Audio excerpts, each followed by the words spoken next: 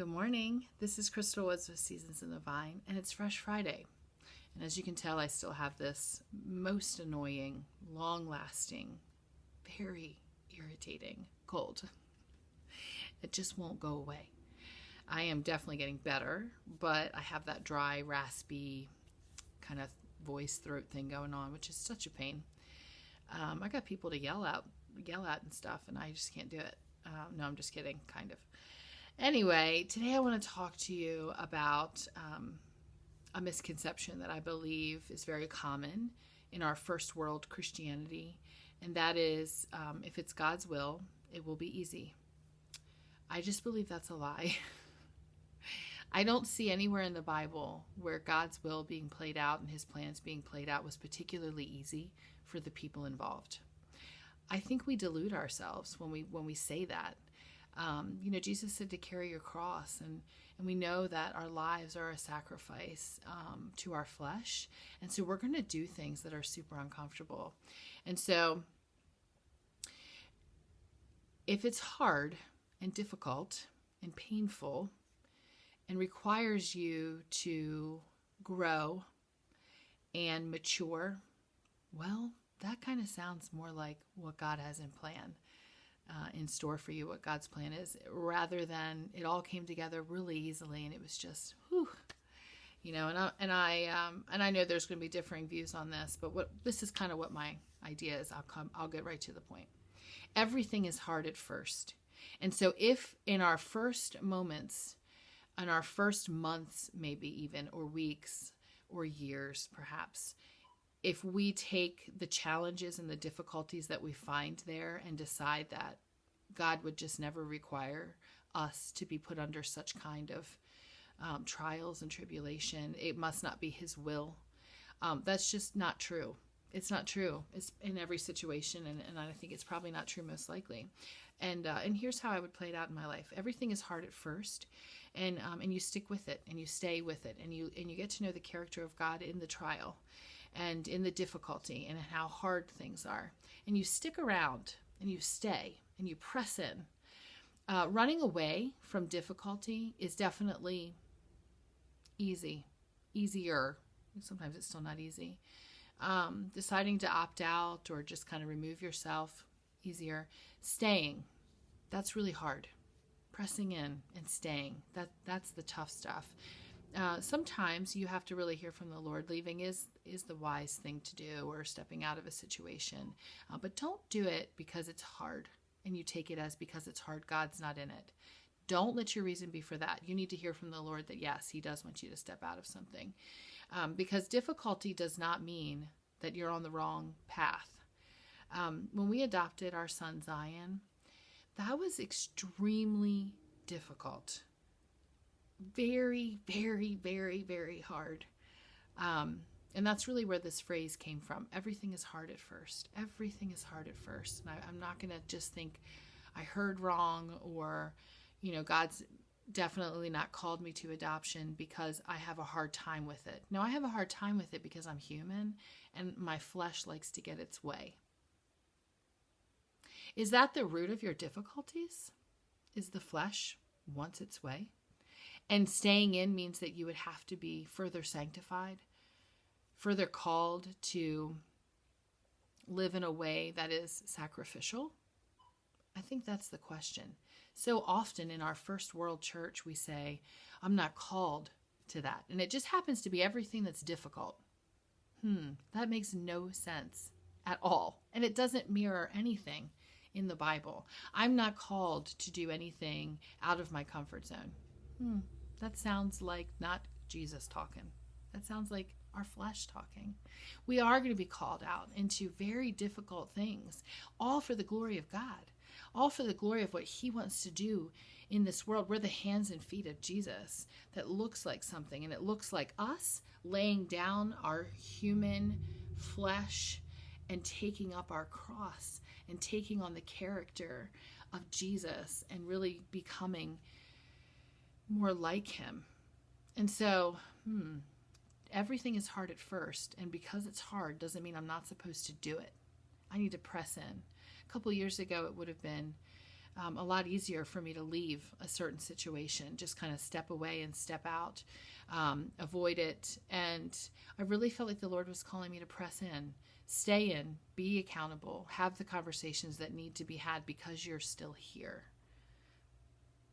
And that's very hard. And I can't say that it wasn't a lot of weeping and fighting the flesh to continue to stay and to continue to show up. And I'm just going to keep showing up, and I'm going to keep showing up, and I'm going to keep walking through the doors, even though I want to run right out of them. And God honored that.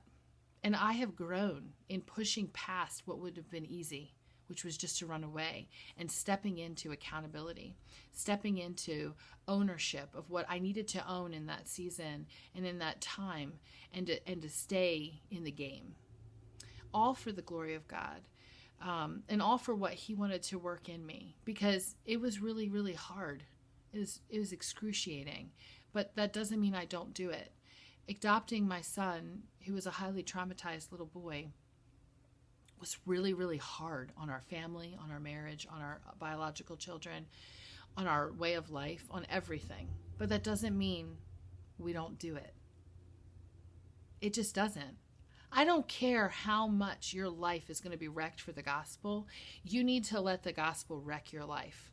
Or like I like to say, the gospel ruined my life. The life that I thought I wanted to have. The gospel ruined that. And I'm so grateful because it's richer here. It's just different.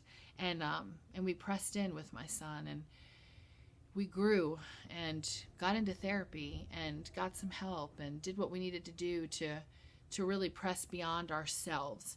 And so if it's hard, don't take that as a sign that it's not what it should be.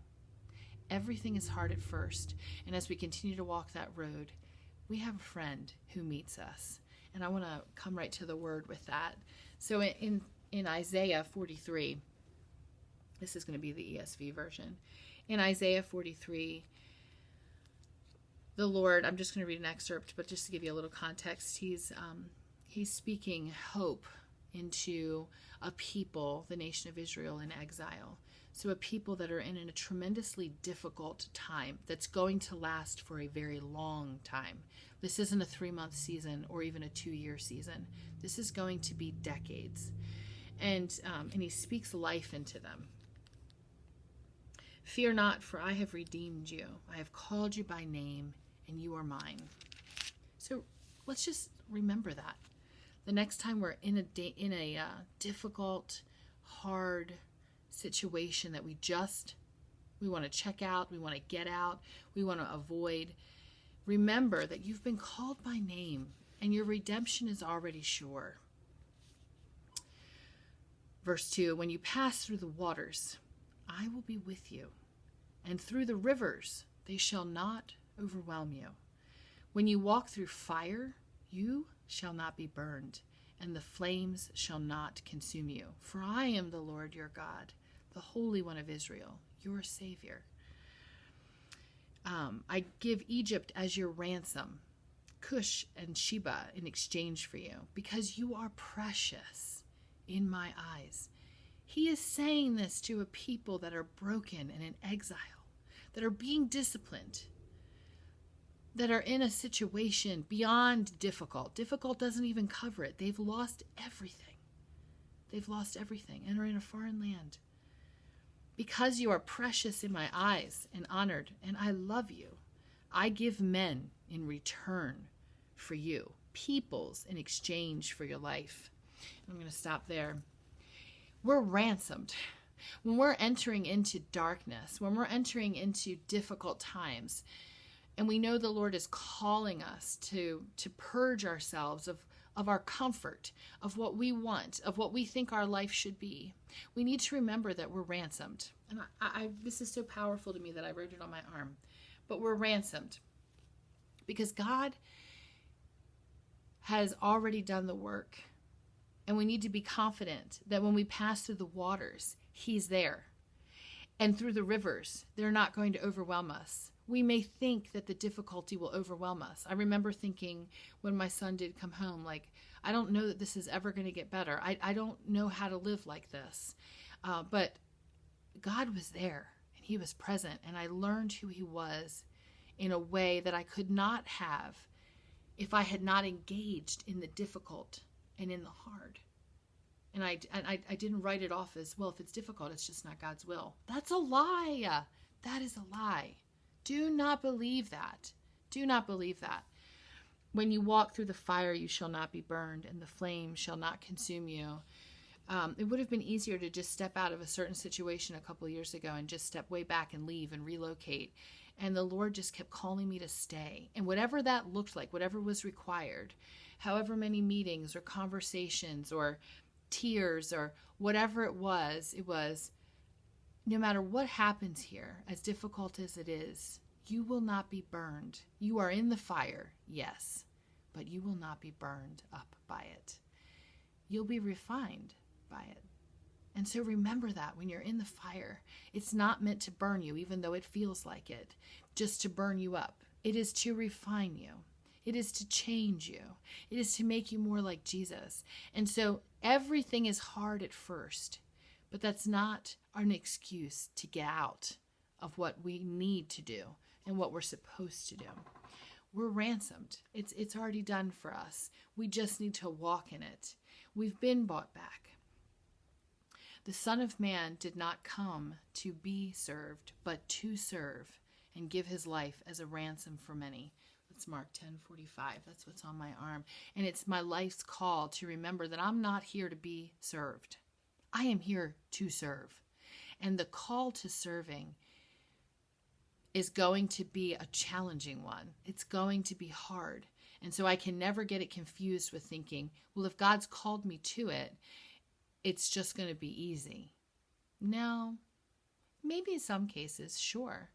And I've had that in my life where you're like, wow, that just fell into place. And I would say it often does fall into place, but it doesn't mean it happens right away. Everything is hard at first. It means that as you press in and you stay in and you continue to show up every single day, you continue to engage. With my son, it was like every day we had to make the decision to put him above all of our needs, even my biological children. I had to decide Zion's needs are even above theirs so that he could become my child, so that I went from 3 children to 4.